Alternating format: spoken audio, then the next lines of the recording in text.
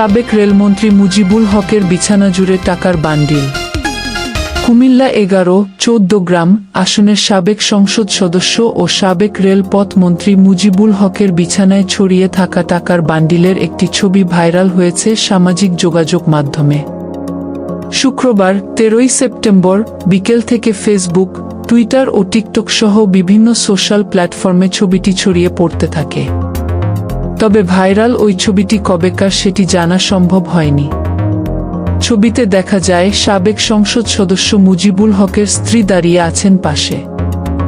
বিছানায় বসে আছে মুজিবুল হকের ৩ শিশু সন্তান। সন্তানদের সামনে ৫০০ এবং ১০০০ টাকা নোটের কয়েকটি বান্ডিল পড়ে আছে। মুজিবুল হক তার এক সন্তানকে কোলে নিচ্ছিলেন। এক শিশু একটি শপিং ব্যাগে থাকা টাকার বান্ডিল নিয়ে খেলা করছে। মুজিবুল হকের স্ত্রী হনুফা আক্তার দাঁড়িয়ে সে দৃশ্য দেখছেন। ধারণা করা হচ্ছে সাবেক সংসদ সদস্য মুজিবুল হকের কোনো এক সন্তানের জন্মদিনের ছবি এটি। সন্তানের জন্মদিন উৎসবকে আরও আনন্দময় করতে কয়েক বান্ডিল টাকা ছড়িয়ে দেন বিছানায়। এ সময় মুজিবুল হকের খুব কাছের কেউ সেই ছবিটি তুলেছেন। গত ৫ই আগস্ট ছাত্র জনতার তীব্র আন্দোলনের মুখে শেখ হাসিনা পালিয়ে যাওয়ার পর গা ঢাকা দেন ১৪ গ্রাম আসনের সাবেক সংসদ সদস্য ও সাবেক মন্ত্রী মুজিবুল হক। তার সেলফোনটি বন্ধ থাকায় এ বিষয়ে বক্তব্য নেওয়া সম্ভব হয়নি।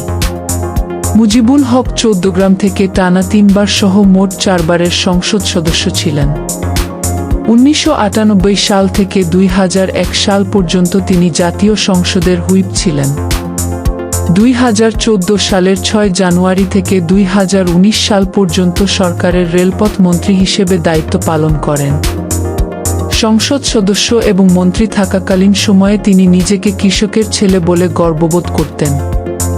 মুজিবুল হক ৬৭ বছর বয়সে দীর্ঘ কুমার জীবনের ইতি টেনে ২০১৪ সালের ৩১ অক্টোবর হনুফা আক্তার রিক্তাকে বিয়ে করেন। তিনি ২০১৬ সালের মে মাসে ৬৯ বছর বয়সে প্রথম কন্যা সন্তানের বাবা হন। বর্তমানে তিনি ৩ সন্তানের জনক।